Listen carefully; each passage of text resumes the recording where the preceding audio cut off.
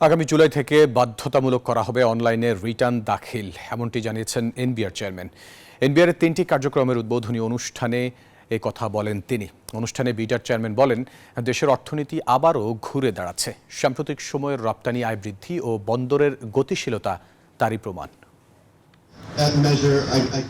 চলতি অর্থবছরের প্রথম 3 মাসে দেশে প্রত্যক্ষ বিদেশি বিনিয়োগ বা এফডিআই এসেছে $10,43,00,000, যা গত অর্থবছরের একই সময়ের চেয়ে 71% কম। অথচ বিদেশি বিনিয়োগ আকৃষ্ট করতে 2013 সালে হাতে নেওয়া হয় অথরাইজড ইকোনমিক অপারেটর বা AEO কর্মসূচি।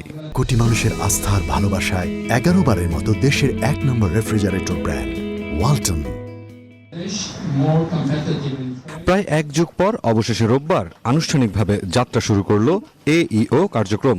এনবিআর ভবনে এদিন আমদানি রপ্তানি হাব নামে একটি ওয়েবসাইট এবং কাস্টমস কৌশল পরিকল্পনা 2024-28 এরও উদ্বোধন করা হয়। এসব কার্যক্রমে নিজেদের সন্তুষ্টি জানান উদ্যোক্তারা।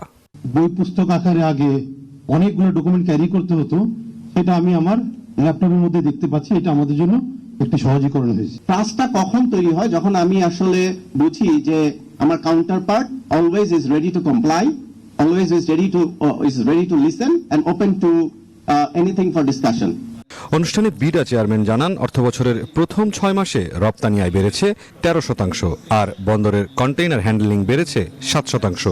এই পরিসংখ্যানই প্রমাণ করে দেশের অর্থনীতি আবারও ঘুরে দাঁড়াচ্ছে, যেখানে বড় ভূমিকা রাখতে পারে SEO কর্মসূচি।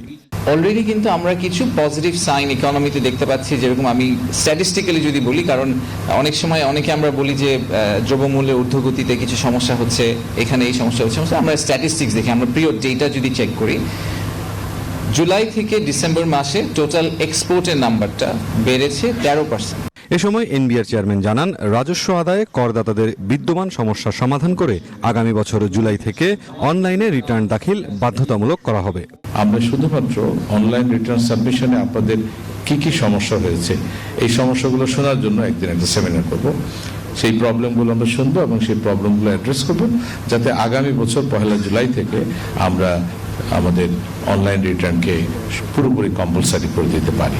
কাস্টমসের মাধ্যমে স্বল্প এবং অব্যবহৃত বন্দরগুলোকে সচল করতে এনবিআর কাজ করছে বলেও অনুষ্ঠানে জানানো হয়। আমরা চাই যে ব্যবসাকে এবার সহজতর হতে পারে।